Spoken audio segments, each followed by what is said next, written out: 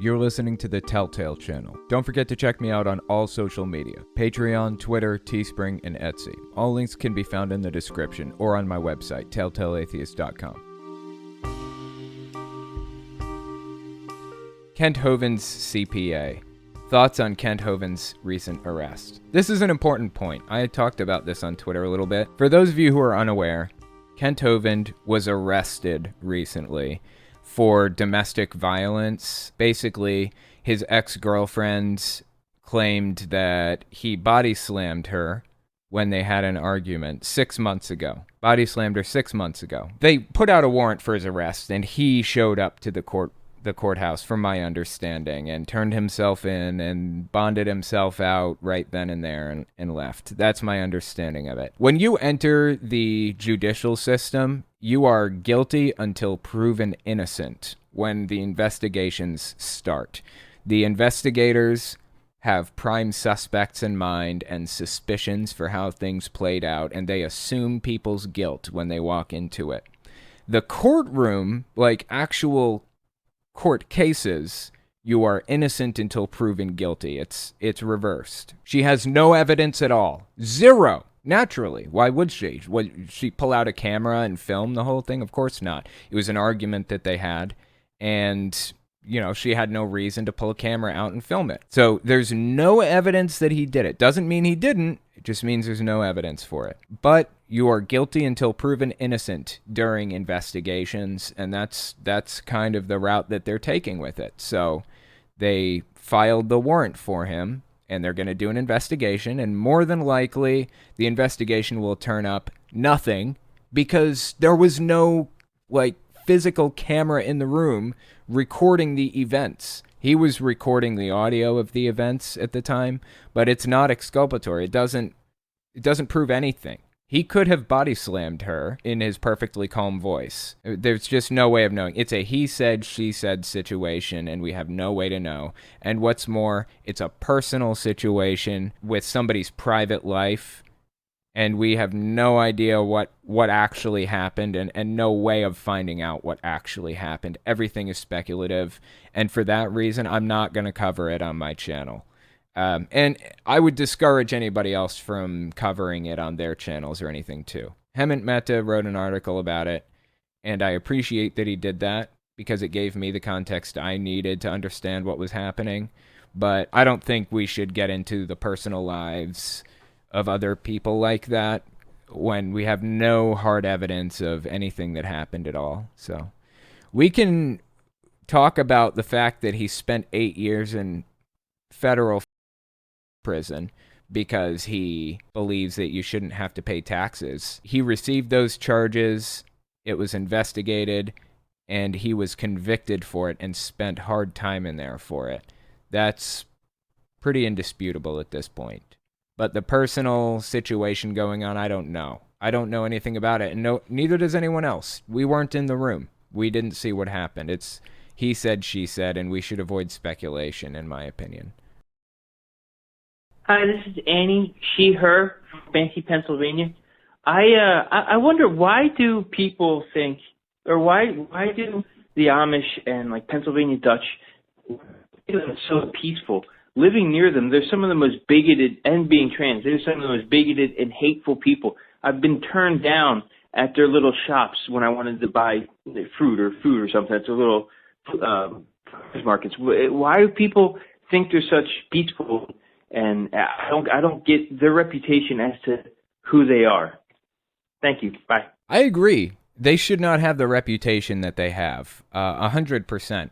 But the thing is, they separate themselves from society so completely that the only time anybody ever interacts with the Amish is when they specifically want to interact with the Amish. Like, you want to go on vacation, so you go into the middle of the woods in a cabin.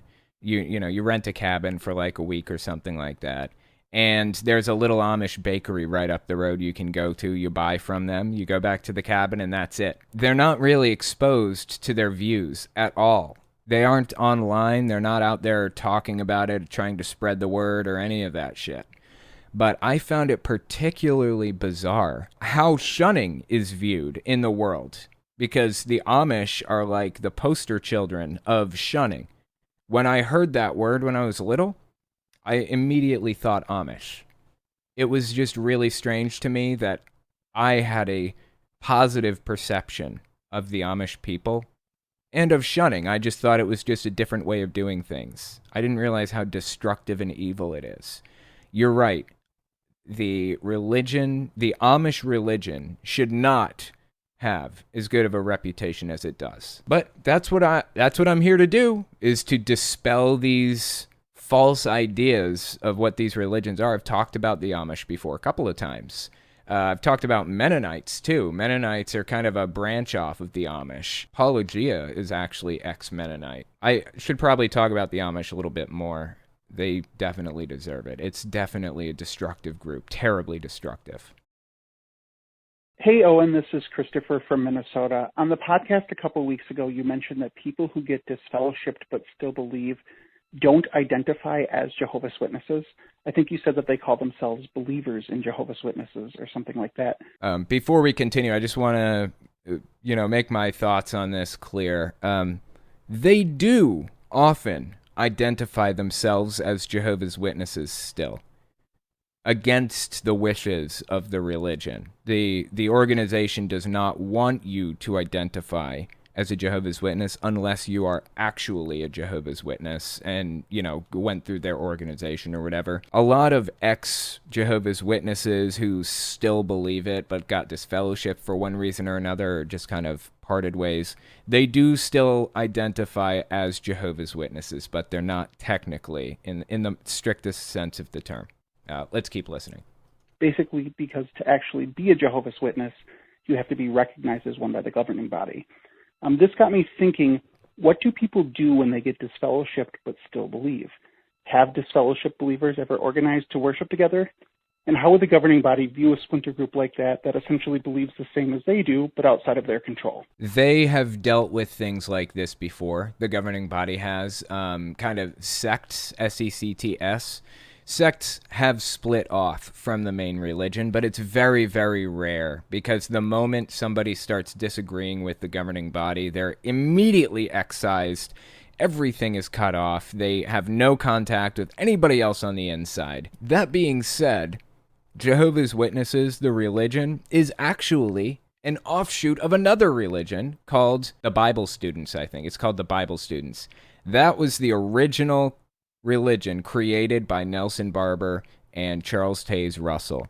And eventually, Charles Taze Russell died in 1916, Halloween night, was succeeded by Joseph Rutherford, who became the first official president of the religion, the Bible Students. And the leaders of the religion, of the Bible Students at the time, didn't like how controlling Joseph Rutherford was getting. So over the course of the following 15 years or so, Joseph Rutherford basically executed what amounted to be a coup on the religion. He took over everything. It was a hostile takeover. He kicked out all of the old members that he didn't like, and he even went as far as banning people from wearing beards, because he didn't want anyone to be reminded of his predecessor, Charles Taze Russell, who had a gigantic beard. That is when the religion changed its name to Jehovah's Witnesses. He did a hostile takeover of all of the properties and the Watchtower Society name and everything, and then changed the name to Jehovah's Witnesses and banned beards in 1933, I think, somewhere in there. So yeah, that kind of thing has happened in the past, but surprisingly, Jehovah's Witnesses are a very uniform religion that has almost no offshoots from it. It's very, very rare that people create sects from Jehovah's Witnesses. Unusually rare, because sects pop up from other religions all the time. Hi, Owen. This is Luke. I'm calling in from Arizona. When I was leaving Christianity, a big part of that process was the media I was consuming. I was young at the time, and most of the media I was consuming, whether it was TV or YouTube, has been largely satirical. And I was wondering, what are some content that you have consumed, whether it was TV shows, YouTube, books, comics, anything that helped, even though it was fiction or nonfiction, that helped you view religion in a different light? Thank you. I think when I very first started to exit the belief system, I was watching YouTubers who were talking a lot about this. At the time, I was watching people like Logic and Armored Skeptic, The Amazing Atheist. I mean, this is like a long time ago, obviously. This is before the great anti-SJW split of like the mid-2010s. But all of those channels helped me kind of make my way out and realize how absolutely outrageous religion really is, especially Jehovah's Witnesses, how absolutely outrageous that specific religion is. So there are the four horsemen of the apocalypse, what they call themselves: Daniel Dennett, Richard Dawkins, Sam Harris, and Christopher Hitchens. Those are the four horsemen. They went on tour with that title. I read each of their books on the subject. The God Delusion, God is Not Great. What was the one by Sam Harris? He wrote a bunch that were actually very interesting, even though he's got some really weird views now. Free Will was an interesting book. Lying was an interesting book by him. The Moral Landscape was interesting, though a little controversial. And then Daniel Dennett, I tried reading the book by him that he wrote about God. It was hard to get through, though. It was a little bit dry. But years later, like 5 years after that, right, I'm in college for substance abuse counseling, and I'm in one of my psychology classes, and right there in my textbook, my psychology textbook, they cited Daniel Dennett. The dude is actually really, really cited in the psychology community. As it turns out, I had no idea.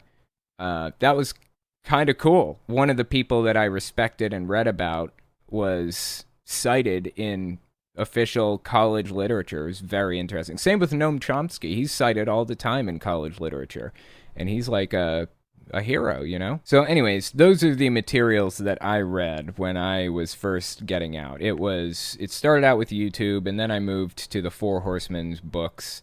Of course, each of those, a lot of those people have their own problems. Sam Harris has his issues. Richard Dawkins has his issues. Christopher Hitchens was actually pretty right-wing. In fact, he was in favor of the Iraq War at the time when all of this was happening. Like, what the fuck? That's ridiculous. You gotta take it all with a grain of salt, but I still think their works stand for themselves. Curious minds in the Patreon server want to know, do you still get fan art sent to you? And if you do, would you ever go back to showing it in your vids at any point? I don't get fan art very often, and the reason is because I don't really have a place that people can send it to me consistently. I used to have, I used to be on the Discord server a lot more than I am now, and I had a fan art channel on there, and I had a lot of artists that were big fans of mine. I still do. So they would just draw shit because, why not? They get their art featured in a video and everything else. Maybe if I get enough of the art, then I will put it in videos again. If you want to send me fan art, then you can tweet it at me on Twitter and use the hashtag Telltale Atheist Fan Art. Yeah, Telltale Atheist Fan Art. Go with that one, because Telltale is a company that, completely separate from me, and I'm sure they have fan art of their own. So just go with Telltale Atheist Fan Art hashtag if you want to send it to me. I'm on Twitter a whole lot more than Discord now.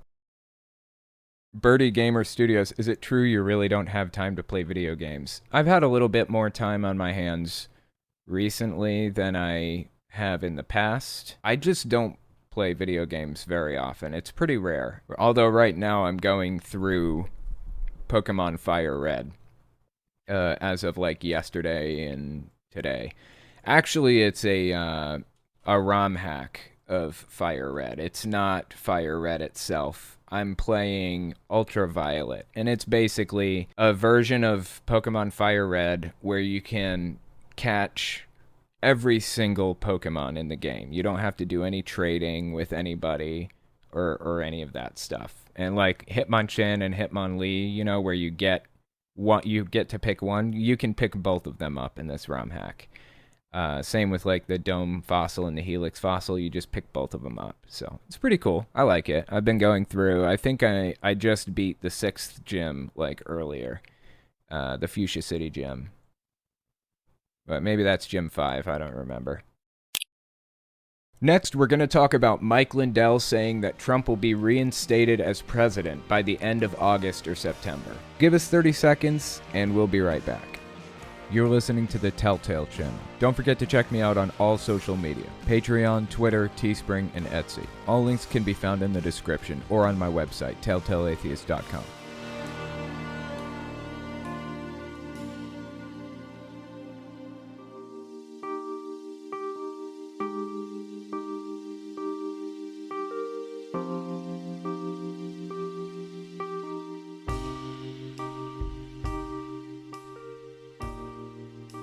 The first story I wanted to talk about is on CNN, and the title is "My Pillow Magnate Mike Lindell's Latest Election Conspiracy Theory is His Most Bizarre Yet." Basically, I don't know if you guys have heard of this, but Mike Lindell, the My Pillow CEO, has been making predictions that Donald Trump is going to be reinstated as president by late August to early September, basically. He hasn't gotten specific with a very specific date, but the guy has this symposium that he's holding right now where he's trying to prove that Donald Trump was actually the winner of like 49 of the 50 states, including California. And it's just completely ridiculous. The whole thing, completely ridiculous. But I figured we'd give this article a read and see what it says. It was written by Casey Tolan. So let's check this out. Since the presidential election, Christina Jensen says she's been stopped on the street several times by acquaintances who wanted to share troubling news. Hackers from Beijing had switched nearly 24,000 votes for Donald Trump in their rural GOP-leaning Wisconsin county. Jensen, the Clark County clerk, and a Republican herself, has patiently explained that the local election computer system isn't connected to the internet, and the county has less than 17,000 registered voters overall. So people are making an absurd, unrealistic, easily debunked claim. We go out there and debunk it, and people just close their fucking ears. They don't even listen. Let's keep reading. But she finds herself unable to convince those constituents of the simple fact that the election wasn't stolen. They're like, well, Mike Lindell says this, Jensen said. Lindell, the My Pillow CEO and a close ally of former President Donald Trump, has emerged as one of the most vocal boosters still pushing false claims about the 2020 election.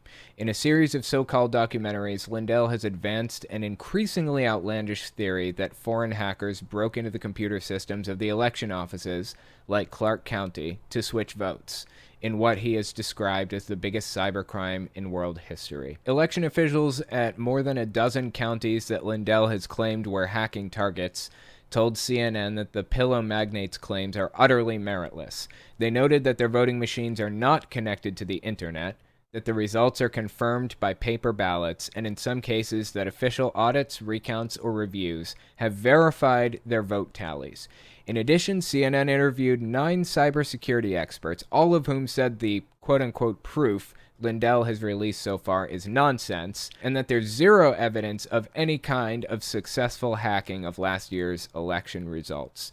But many Americans are buying into baseless claims of vote fraud. Polls have found that roughly 2/3 of Republicans believe that Joe Biden was not legitimately elected. And while Lindell isn't as prominent as other right-wing figures denying the election results, including the former president himself, his rhetoric has broken through among some of the Trump faithful. Let me give you guys a little summary of what's going on. There's basically this symposium that Mike Lindell is holding, and his goal there is to flip the burden of proof. They are responsible for proving to us that election fraud took place because they claimed that it took place. Against the evidence, they claimed it took place. Mike Lindell's whole symposium here, this big thing that he's holding, this big event that's being televised and all that other shit, is basically trying to flip the burden of proof by telling people they have to prove that the election was not stolen from Donald Trump. That's not how logic works. That's not how anything works, as a matter of fact. So it's completely ridiculous that anybody would buy into this. But like CNN says here, 2/3 of Republicans believe President Joe Biden was not legitimately elected. That's fucking concerning. And it gets worse. Let me read this next section here. Now Lindell is resorting to a last-ditch attempt to promote his theory, planning a cyber symposium this month in Sioux Falls, South Dakota, where he says he'll release 37 terabytes of data showing election hacking. In a rambling and combative interview with CNN, Lindell insisted that he had proof the election was stolen. The whole bit behind the symposium is that you have to prove that it wasn't. That's his whole thing. His whole plan here is to flip the burden of proof. If he had the proof, don't hold a big-ass symposium, just show us. Release it. Simple as that. I don't get it. I'm not wrong. I've checked it out. I've spent millions, he claimed. You need to trust me and come there. Election officials say Lindell's conspiracies are undermining faith in the voting system. Scott McDonald, the clerk for Dane County, Wisconsin, another county where Lindell has claimed hacking switched thousands of votes from Trump to Biden, said that out of all the election theories he's heard, Lindell's is the worst one because it's the dumbest. The county conducted a hand recount of every ballot paid for by Trump's campaign, which verified Biden's win, and every ballot in the state has a paper trail. It's damaging our democracy, McDonald said of Lindell's claims. Spurious allegations spread on the internet because they affirm what you want to believe. Couldn't have said it better myself. But it gets worse than that. There was another article that I just wanted to glance at real quick. We don't have to read the whole thing. The title is Die-Hard Trump Supporters Increasingly Demand Violence If He Isn't Reinstated, Homeland Security Warns. This is on rollingstone.com. And it was, let's see, who was it written by? It was written by Peter Wade. So let's give this article a read and see what it says. The Department of Homeland Security issued a warning on Friday. Believers in the false conspiracy theory that Trump will be reinstated have increased their calls for violence if the former president isn't back in the White House soon. Some conspiracy theories associated with reinstating former President Trump have included calls for violence if desired outcomes are not realized, the DHS bulletin obtained by ABC News said. The bulletin went on to say that the recent increase in public visibility of liars like the MyPillow guy, like Mike Lindell, is the reason for the uptick in violent online chatter. Lindell continues to relentlessly push the big lie that the election was stolen, going so far as to say that he expects the Supreme Court to unanimously rule in favor of reinstating Trump as the president in August. In August, okay? This isn't a small thing anymore. Here's one of the big problems. There is no path for Donald Trump to be reinstated as president. It does not work that way for the president. It has worked that way in the past for certain types of office. Does not work that way for president. There's no path for it. Mike Lindell expects the Supreme Court to rule on what? I don't know. I mean, they have to have a case come before them to make a ruling on it. And they've already said they're not taking up certain political cases. The Supreme Court said that. Even if the Supreme Court ruled in favor of Donald Trump, it wouldn't matter. At best, that means Biden is removed from office and then the Speaker of the House takes office. That's best case scenario. Trump has no path to the White House anymore, unless it's 2024. But they don't want this to happen in 2024. They want it to happen in August of 2021. And as they said, if it doesn't, there's going to be violence. So I was looking around at all of the typical pastors I usually talk about, right? We've got Robin Bullock. We've got Hank Kunneman. God, I wish I could remember the other guy's name. Andrew Womack's this guy's name, by the way. Couldn't remember it first. Anyways, this first video I wanted to watch is a retired general from the United States military. General McInerney, I think. Watch this clip. I believe the general is the one in the middle. Let's check it out and see what they had to say for themselves. The next few weeks are going to be potentially rough. They're going to try to throw everything at us, try to shut down the internet, try to mandate vaccine passports, mask mandates, try to bring down the financial system. Okay, who is they is one of my first questions here. Who is going to be doing all of this stuff to you? Turning off the internet? And what was the last thing he said? try to bring down the financial system. Bring down the financial system. I mean, I assume who he's talking about is the U.S. government. Why would the U.S. government want to take down the financial system or turn off the internet? There's no logic to be found in this. I'm trying to apply rationality to people who don't have it. I'm trying to use nuance in a situation that has none. That's why it's just coming up completely nonsensical. Let's keep listening. And more. And you guys have heard that as well, correct? Yes.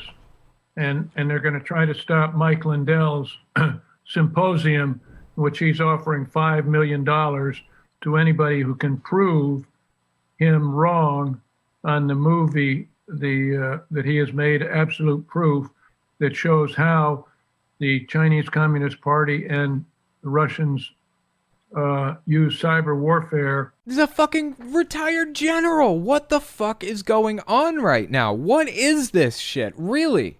My God, is this sad? This is a retired general. Seriously. And he's saying this just batshit crazy stuff. They're gonna try to shut down Mike Lindell Symposium? Nobody gives a shit about Mike Lindell's fucking symposium. It's like they start out with an assumption and they repeat it enough until people think it's true, and then they stack another assumption on top of that last one, and then another, and you just got this gigantic fucking tower of just batshit crazy, ridiculous conspiracy theories. That's how these conspiracies form. Let's keep listening. Cyber warfare against the election system on the 3rd of November. Okay, cyber warfare against the election system, saying the Chinese Communist Party, CCP, used cyber warfare against the election system. That's why the elections are all held offline. We aren't connected to the internet when we do all of this stuff. That's why we have ballot machines and all that. That's why we don't do online voting, because everybody wants it to stay paper to prevent hacking. I can imagine a situation in which voter fraud takes place. I'm sure there was some voter fraud, but as Bill Barr said last year, there was not enough election fraud to flip the election, to change the results. It was negligible amounts. In a country of 350 million people, you're going to find a couple of examples of it at the very least. Not enough to change the election results. But I would expect these people to at least come up with examples that are based in reality, that are actually realistic and not completely fabricated. China did not wage cyber warfare on our election locations. They weren't connected to the internet. Like I said, we're talking about extremists here, and when you're dealing with extremists, all nuance is gone. There's no nuance to be found. It's black and white. The Russians use cyber warfare against the election system on the 3rd of November. That's a very specific claim. Russia and China used cyber warfare against the election systems, on November 3rd. Zero evidence that happened, first of all. And second, it's impossible because they weren't connected to the internet. Now, everybody poo-poos that and say, well, that's been debunked and there's no evidence. Anybody that says it's been debunked and no evidence is part of the group that participated in it. That is part of their psychological warfare campaign. Okay, I love it. This is black and white thinking. If you disagree with me, you are the enemy. You're part of the group that I want to destroy. Black and white thinking right there. This is fucking sad, dude. This is a fucking retired general saying this shit. Yeah, okay, so General Paul E. Vallely and General Thomas McInerney, I think. This is sad, but just wait. It gets even sadder. The next clip is of a pastor that I talk about fairly frequently, every now and then. I call him Pastor Buckaroo because he wears this fucking bad-ass sweater vest. Really, absolutely love it. And I'm not even sure why he wears this so often, but it's like every single clip that I ever see of him, he's wearing a vest. And it's just on point, honestly. Really, I love it to death. But this is one of Mike Lindell's security guys, like security, cyber people, I guess.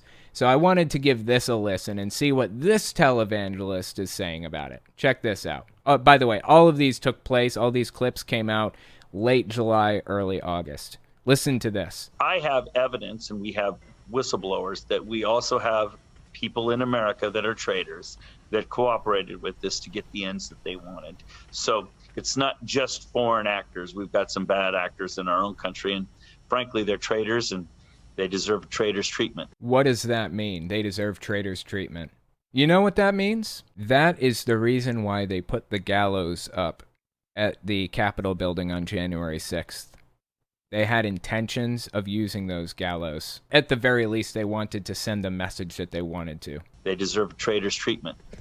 If you can prove this, are people going to be guilty of treason? Is there going to be jail time or repercussions for them? Yes, there's no doubt in my mind that we have some real traitors. And I talk to a lot of veterans these days, and they're the guys who have been in the field and seen their buddies die in the field. I've been right there. You're a vet as well. I am. Are you just going to roll over and let the liberty that your buddies died for just go to waste? Andrew Womack's this guy's name, by the way. Couldn't remember it first. Andrew Womack, I believe. Wommack. Anyways, the rhetoric that Mike Lindell's cyber guy, quote unquote, is using here is violent rhetoric. He is encouraging violence here. He is part of the reason why this article was written by Rolling Stone. Die-hard Trump supporters increasingly demand violence if he isn't reinstated, Homeland Security warns. He is part of the reason why this is a problem in the first place. We should be concerned by what's happening right now. We're halfway through August right now at the time of filming. Not even halfway through. By the end of August or September, I fear that we're going to see real violence from some of these Trump supporters because they're expecting something to happen that's not going to happen. I've been right there. You're a vet as well. I am. Are you just going to roll over and let the liberty that your buddies died for just go to waste? No way. And that's what I think is happening. As people are waking up, especially our vets, they're saying, hey, my oath is a lifetime oath. I'm still going to serve my country. I think people are rising up, and they're not going to just be happy with, well, let's just slap that guy in the wrist. No way, that person's a traitor. And my buddies died for less than that. So I think it's going to be, there's going to be some pretty stiff consequences coming up. That's violent rhetoric. I believe that if somebody is contributing to a stochastic terrorism event, like he is, they should be deplatformed.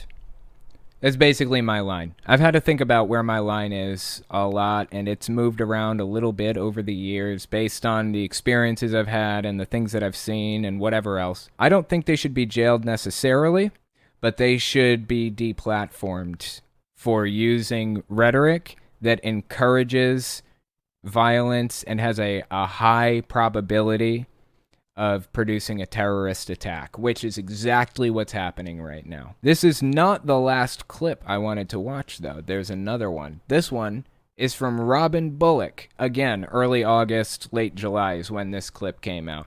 Check this one out. I was standing in a live service, and you know how the Lord will just speak, and he'll just speak to me like that, and I'm just standing there, and when I started giving this prophetic word, and when I turned around and looked, I just turned my head, and the Lord let me know that the decision has been made.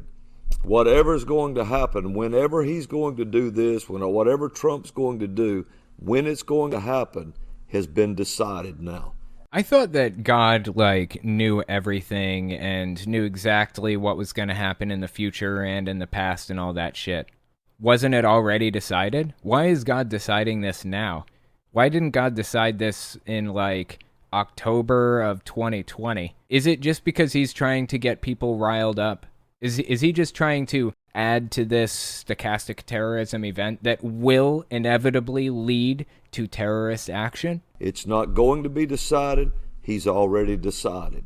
So this whole thing, you're about to see a rapid unfolding. Wow. I'll tell you something else too that I heard the Lord say, and I haven't told this anywhere.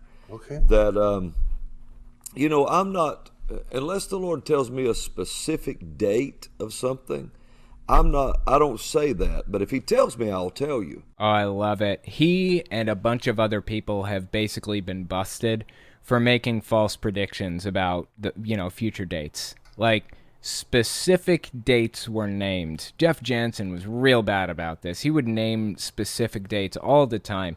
Last one he named is June 25th, I think, but I haven't really been paying close attention to him lately. Maybe he named another more recent one. Hank Kunneman named specific dates until it finally bit him in the ass one too many times. I mean, these people have a bad habit of naming specific dates. It's terribly embarrassing when the date comes and goes and nothing happens. I would have thought they would have learned their lesson by now about naming specific dates. We haven't had a specific date named by a lot of these guys for a while. It's been like April or May since the last specific date was named by these guys. So let's see if he's about to name one for us now.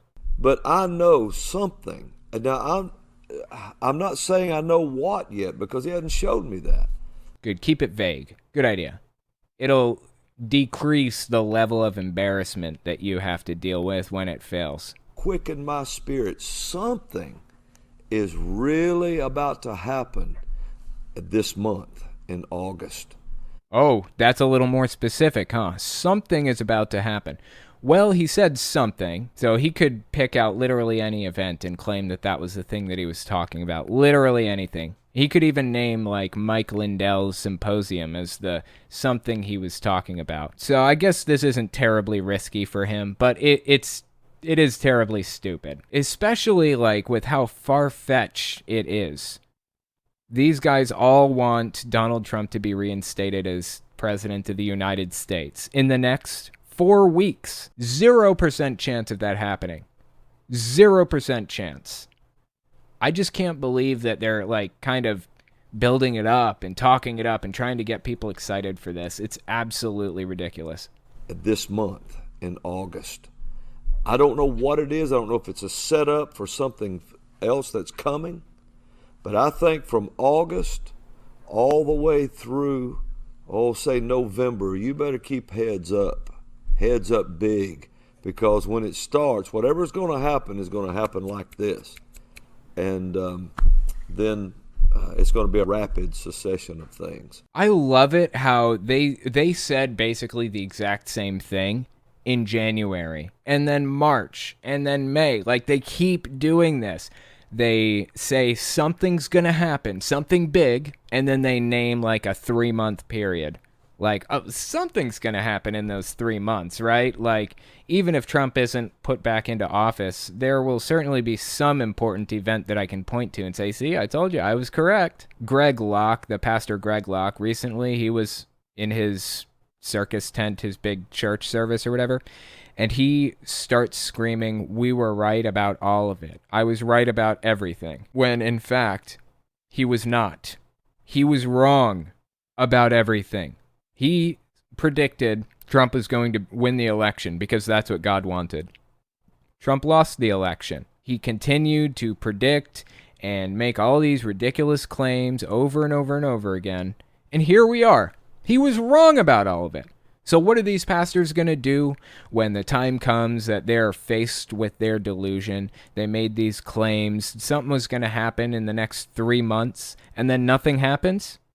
They're going to claim that they were correct all along, no matter how wrong they were. The next clip I wanted to watch is from Hank Kunneman. Check this one out. We speak this over Arizona. We bind any outside interference. We rebuke any attempts of the enemy to try to put their hand into the audits of Arizona. We call forth other states and we say, you come to your place of order. You come to your place of alignment. I guess he's speaking for God right now. Like he's using his voice to transmit God's thoughts and feelings and ideas. That's the idea behind this, right? He's a prophet of God. He believes. So everything that he's saying right now is God ordained. I mean, God wants his audience to know this. We declare that there shall be other audits that shall begin to arise. We call it forth in Pennsylvania. We call it forth in Georgia. We call it forth in New Hampshire. Dude, why didn't God just snap his fingers and put Trump into office if he was so desperate to have him as president? Really, is God so weak and ineffectual that he couldn't just put Trump into office? He couldn't motivate me personally to go out and vote for Donald Trump? If God really wanted Trump as the president for the next 4 years, he could have just snapped his fingers and made everybody in the country vote for Donald Trump. Simple as that. I'm not getting it. Like, if he really wanted Trump as president, then he would be. He's all powerful and all knowing, right? And all wise. It's just fucking bizarre to me what these this lore that these people are building is nonsensical. We call it forth in Wisconsin and Michigan. We call it forth even in California.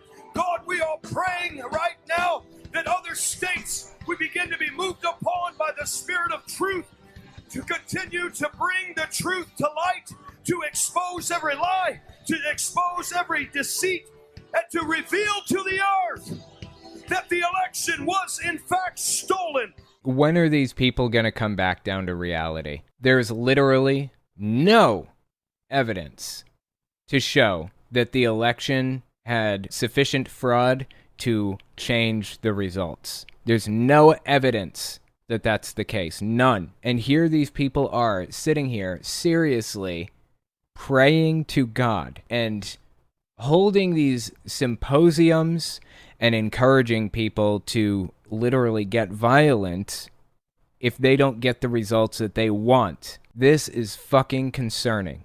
That the election was in fact stolen, and that the righteous hand of God shall see to it that the justice of you, the Almighty God, will be served.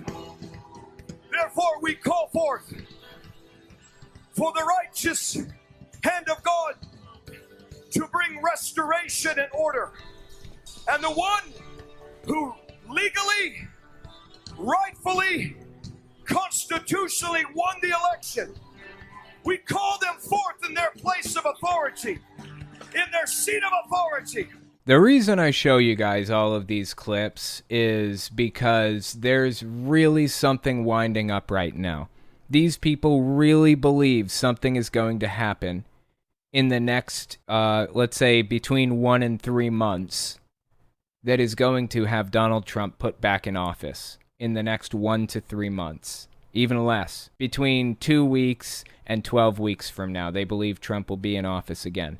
And if he doesn't, they have to mobilize and do something about it. They have to forcefully put him back in office.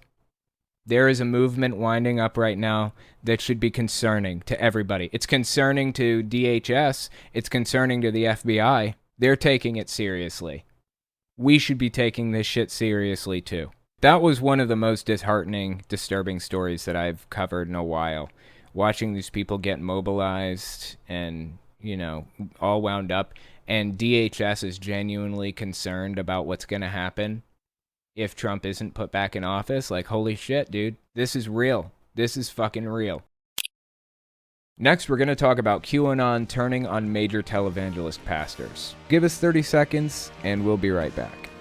You're listening to the Telltale channel. Don't forget to check me out on all social media. Patreon, Twitter, Teespring, and Etsy. All links can be found in the description or on my website, telltaleatheist.com.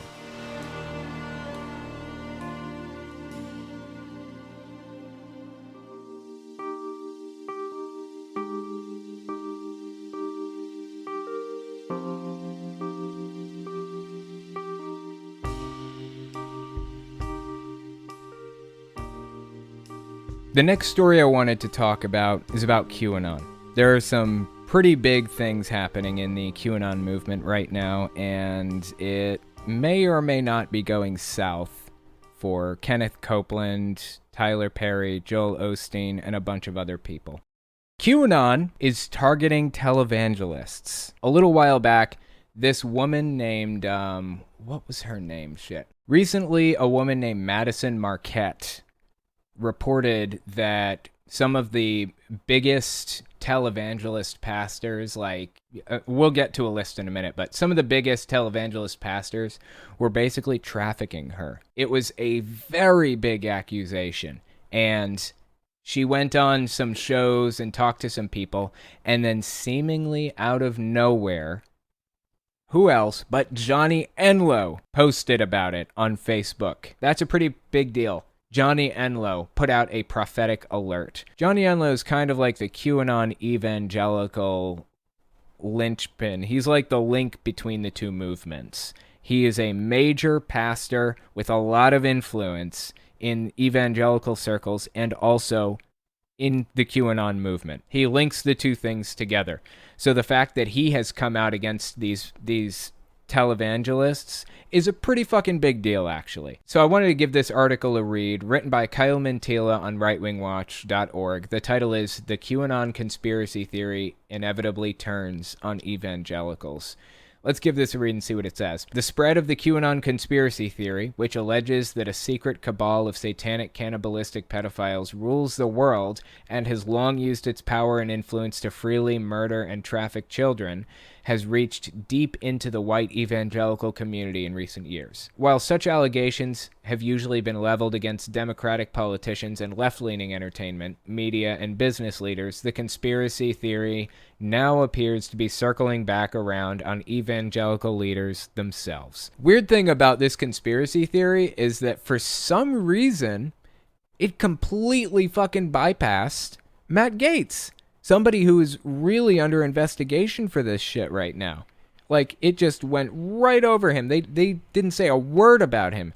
In fact, there's actually this pretty funny meme out there. I don't know where the actual meme itself is, but there's this picture here. It's a picture of Times Square completely empty, and on the top it says QAnon protesting Matt Gaetz. Just nothing. Complete fucking silence from QAnon. I don't know why they decided to go nuts on these pastors now, on these televangelists, and not on Matt Gaetz, but I feel Matt Gaetz probably deserved it, at the very least, in addition to these televangelists. I have to say, like, the accusations against these televangelists are currently unsubstantiated, have not been litigated in a court of law, and we have no way of knowing if they're actually real or not, so I'm not covering the allegations against them. I will wait for the court system to litigate that, if it does. What I'm covering is QAnon's reaction to it. It's extremely interesting to me. So I figured we'd give this video a watch. This is the person who came out with the accusations, I believe. Let's give it a watch and see what it says. Her name, again, was Madison Marquette. So anyone that I'm naming bought me from Derek and did stuff to me. So if I'm naming, the only person I have named that didn't do stuff, but I saw him at parties, was Joel Osteen. He never did anything to me, but I did see him. I can tell you, since I've started speaking out, more women have come forward. I named Kenneth Copeland, and another brave soul, she's like, listen, I want to come forward. Will you share my post? And people went in and attacked her on her post for coming forward. I'm like, you're mad. You all said no one else is coming forward. And now when the women do come forward and say, this happened to me, I have the evidence, and then you're going to go attack them because you maybe were fooled by these pastors. And the same thing with Tyler Perry, Greg Laurie, Rick Warren, all of these pastors trafficked me, and we put them on a pedestal and made them gods. Holy shit. That's a big fucking deal right there. Like I said, it has not been litigated in a court of law. We don't actually have any way of verifying any of this. I don't know if it's true or not. I'm not going to make any assumptions at all. I don't know. But the fact that she came out and that others apparently did too and made the accusations apparently was enough for QAnon pastor Johnny Enlow to completely fucking turn on them. Prophetic alert, many of our most famous pastors and Christian leaders are about to be exposed as sexual deviants, pedophiles, and worse. This is the expanded work of God as he comes to set captives free. It's going to be shocking. If you are part of providing cover for any of this, stop it. If you are under the spell of any pastor or leader involved in this, break free now. Leave. Then find safe people, get wise counsel, and if necessary, be a part of confronting or confirming.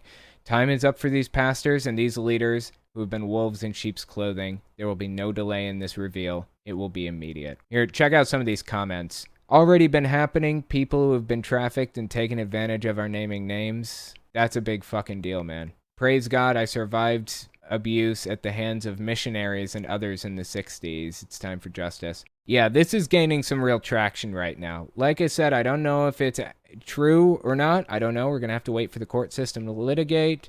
But the fact that it's happening right now is a pretty big deal. Let's keep listening to the clip. You are bringing up, some major names here. I mean, even Billy Graham, okay? Holy shit, Billy Graham. The guy, or one of the guys, who created the evangelical voting bloc in the U.S., basically. That is a big deal.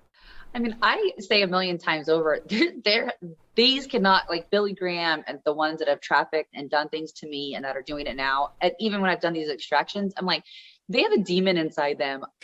I know how they think and what they're asking, and they're saying, okay, Billy Graham is how old was he when he passed away? And how young are you? And they're probably saying, when did he do this?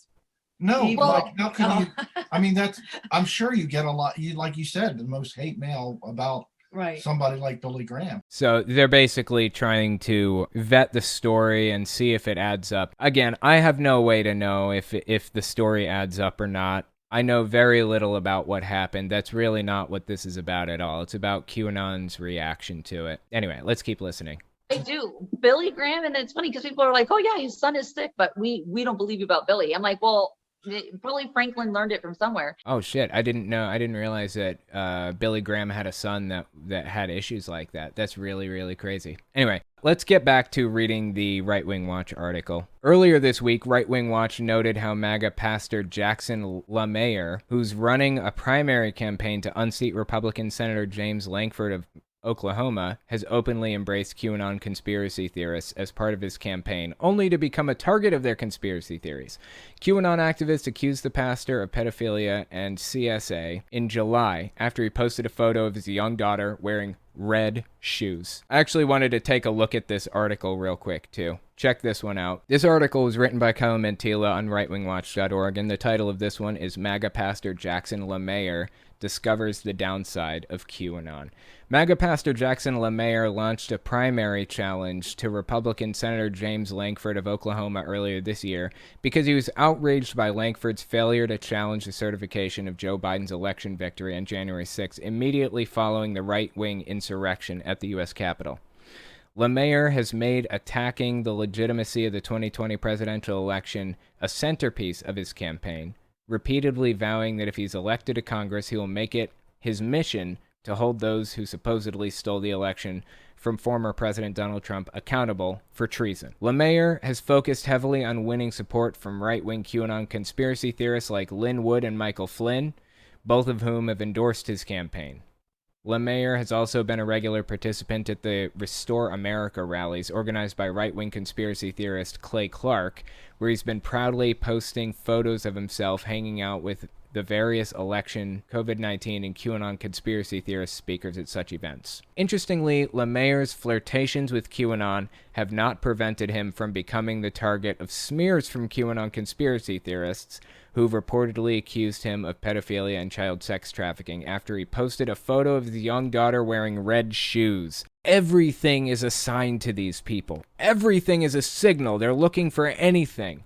And apparently red shoes are a signal to QAnon that some crazy shit's happening. Let's get back to the article. As QAnon conspiracy theorist Liz Crokin once explained, many QAnon believers are convinced that there's symbolism for red shoes in the occult, and it's also tied to satanic ritualistic abuse and the trafficking of children. Ironically, while LaMayer had no problem affiliating his campaign with QAnon conspiracy theorists, he's now complaining about being a target of those same conspiracy theorists on his Facebook page. Honestly, we probably can't even imagine how bad it's gotten for this guy. It was a stupid idea for him to affiliate himself with QAnon in the first place. He probably had no idea what he was getting himself into when he did that.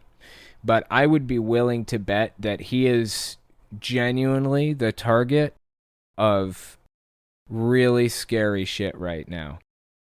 He posted a picture of his daughter for his campaign, and she had little red shoes on, and they took that as a signal.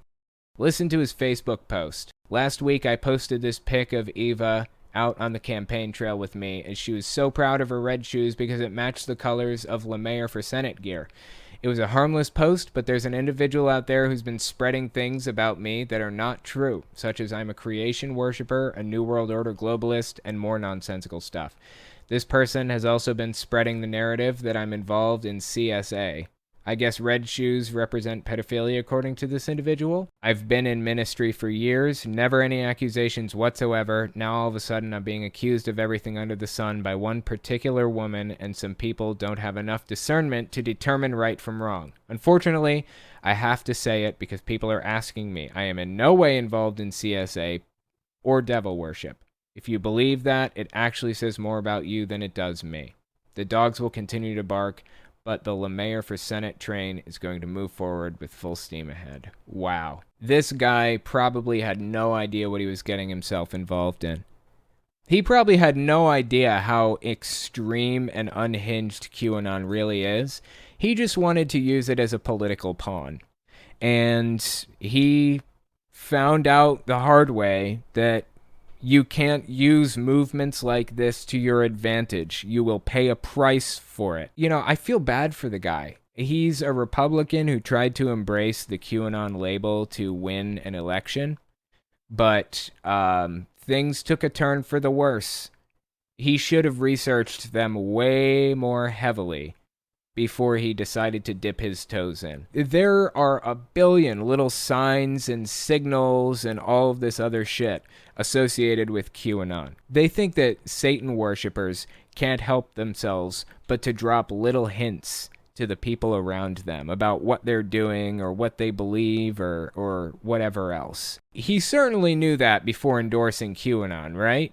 He must have. He should have known a little bit more. You can't control movements like this. You can try to ride the wave, but it's just as likely to come back on you, as it did in this guy's case. QAnon has a mind of its own. It's fucking disturbing what these people believe and how vicious and violent they are. I have been and am currently a target of QAnon types, more like Trump cultists for me at this immediate moment. And they are violent. I would not recommend anybody get involved with QAnon in any capacity. I'm taking risks by even talking about them, but I feel obligated to. I can't in good conscience avoid a subject for fear of the blowback from the extremists. I have to do what I have to do and let the chips fall where they fall. But this guy, Jackson LeMayor, he should have known better. Next, we're going to talk about vaccine fear-mongering going completely off the rails. Give us 30 seconds, and we'll be right back. You're listening to the Telltale Channel. Don't forget to check me out on all social media: Patreon, Twitter, Teespring, and Etsy. All links can be found in the description or on my website, telltaleatheist.com.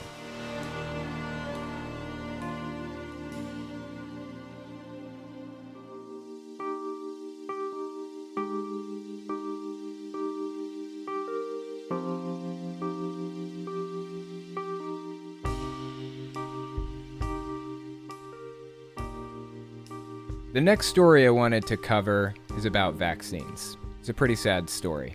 This next clip I wanted to watch has Deanna Lorraine in it, and actually, this guy's name is Pete Santilli, and he's interviewing Deanna Lorraine on the subject of vaccines. So I figured we'd give this clip a watch and see what Pete Santilli and Deanna Lorraine had to say for themselves. Check it out. The people now that are learning more about the adverse impact of getting vaccinated, they're having regrets about it, because we're hearing about this shedding that's going on. And okay, the shedding thing, that's fabricated. It's not real. It does not work that way. This is just propagandistic bullshit from the far right, as usual. This is the kind of shit I expect from them. I've read the fact check on this multiple times.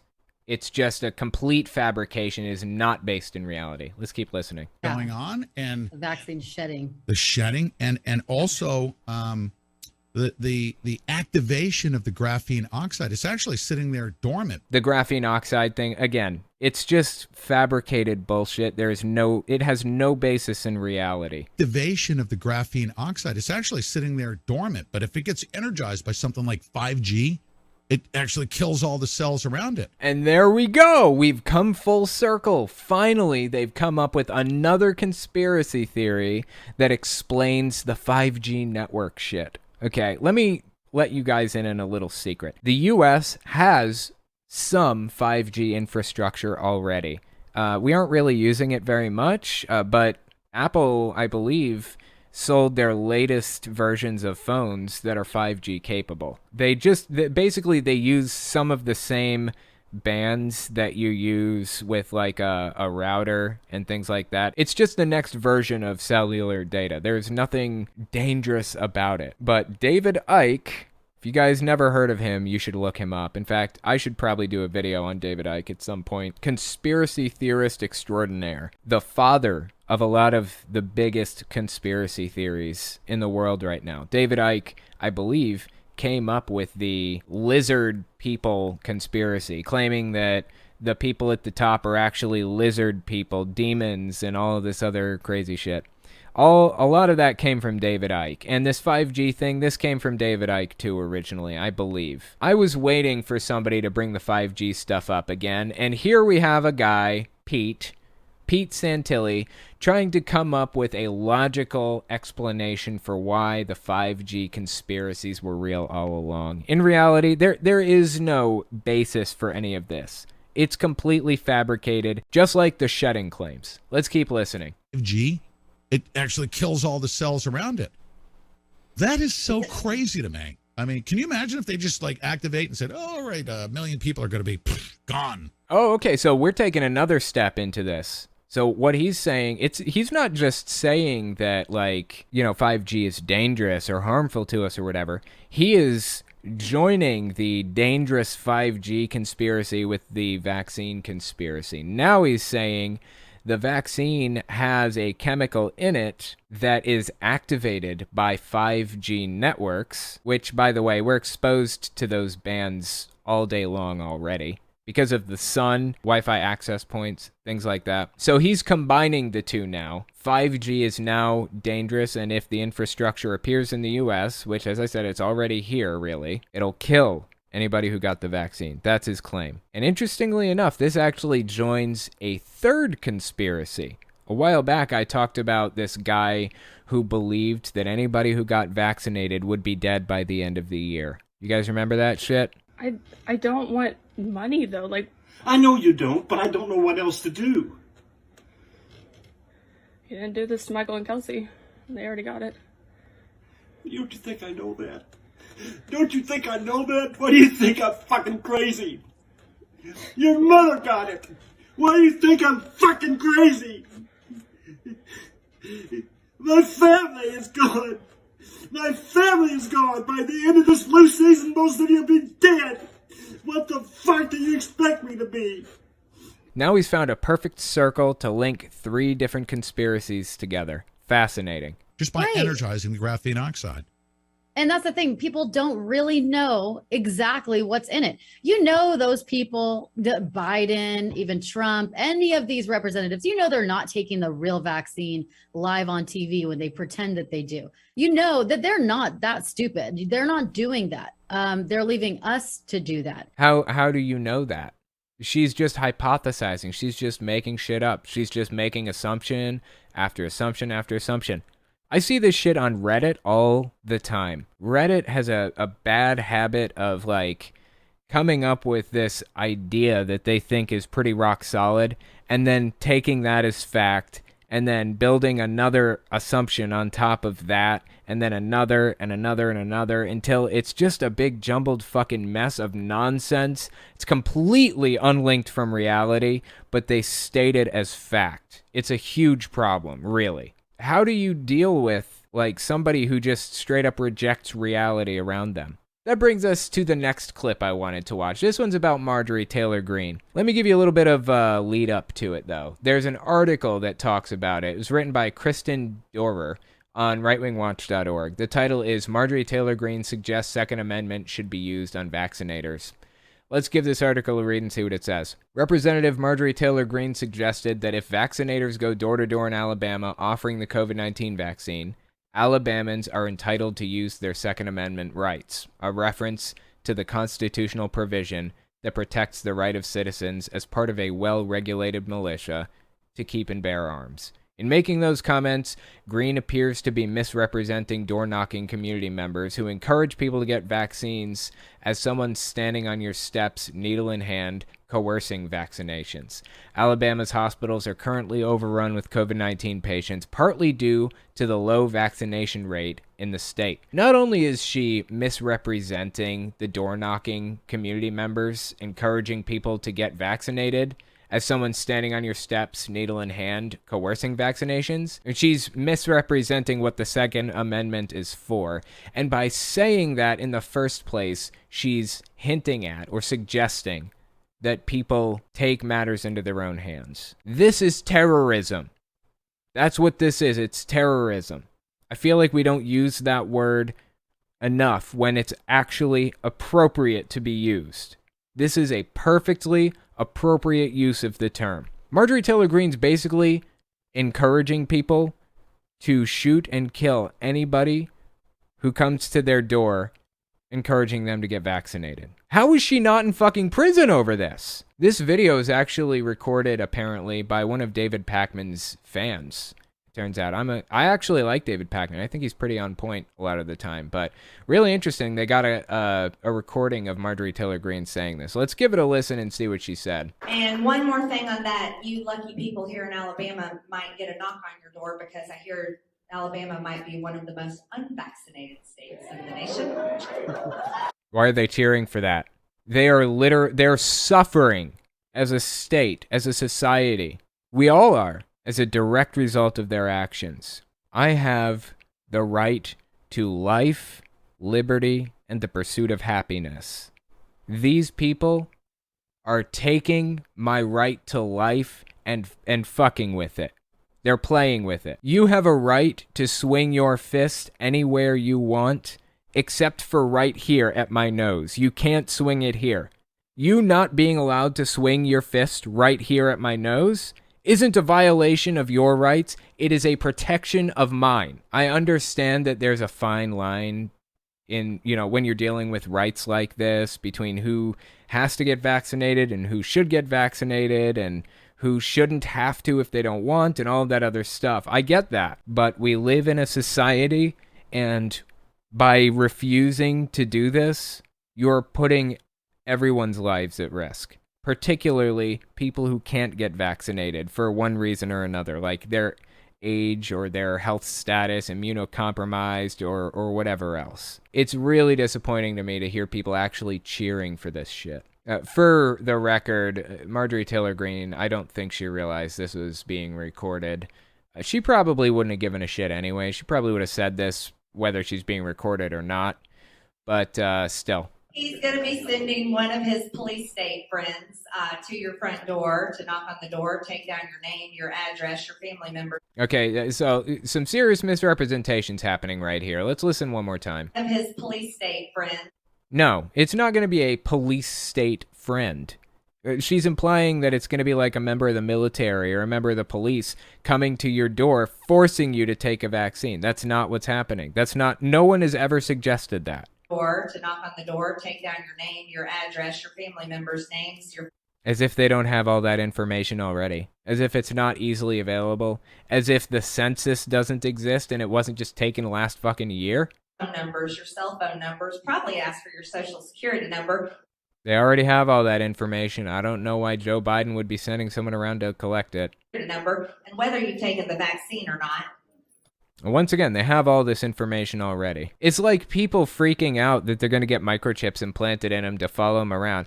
Are you serious? Why would they put so much time and effort into inventing this delicate technology, brand new fucking technology that requires a battery to power it? And what happens when that battery runs out? They're going to inject a microchip with a nano battery in it that will apparently last the rest of your life to track your movements. When they have one of these, Like, everyone carries one of these motherfuckers around? Why would they give a shit? You think they're not following you on your phone? Of course they are. We've known about this for fucking ever. You remember Edward Snowden releasing those leaked documents about the PRISM project? I just don't get how this woman and her entire audience is completely unaware that the government doesn't even fucking need a microchip. They're already collecting all of the data they would have gotten from a microchip and more. Security number, and whether you've taken the vaccine or not. Silence. Yeah, well, what they don't know is in the South, we all love our Second Amendment rights. That's terrorism. Right there. I don't feel that the word terrorism is inappropriate in this situation. I feel like it's a perfectly appropriate word that fits the situation perfectly. She's a terrorist when she's encouraging people to do this shit. And we're not real big on strangers showing up on our front door, are we? They might not like the welcome they get. Yeah, I've actually heard some pretty scary stories from fellow Jehovah's Witnesses. At the time when I was a Jehovah's Witness, I heard a lot of scary shit. People had guns pointed at them and all kinds of stuff. People aren't really friendly to others showing up at their doorsteps. Being a census worker is actually dangerous. Being a social worker is even more dangerous. My God. Like a CPS worker or whatever. She's a terrorist, man, really. And honestly, after saying what she said, encouraging terrorism, that crosses my moral line for deplatforming. I definitely want her platform yanked, but that's bordering on crossing my moral line for jail. If you are actually encouraging violence against somebody, you should at least pay some kind of a penalty or something. I don't know. I'd have to think about it more. Let's read this article and see what it says.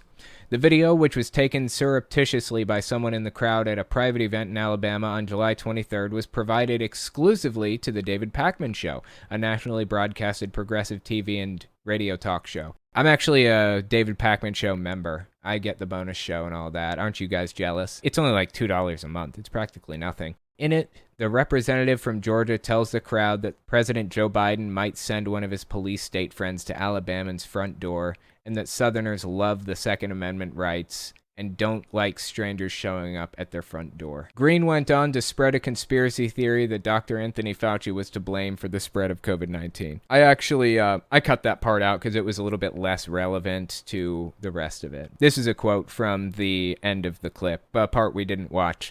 Dr. Fauci funded with your tax dollars. He funded it in the Wuhan lab, didn't he? He funded COVID-19, the gain-of-function research. That's his baby. That's his experiment, and he's getting to watch it in the real world like a live television show where he has front row seats. He gets to watch what happens. So this man sent your tax dollars, my tax dollars, through a third party to the Wuhan lab where a gain-of-function was used to take a virus that was spread between animals, and it was changed into a virus that spread between humans all over the world.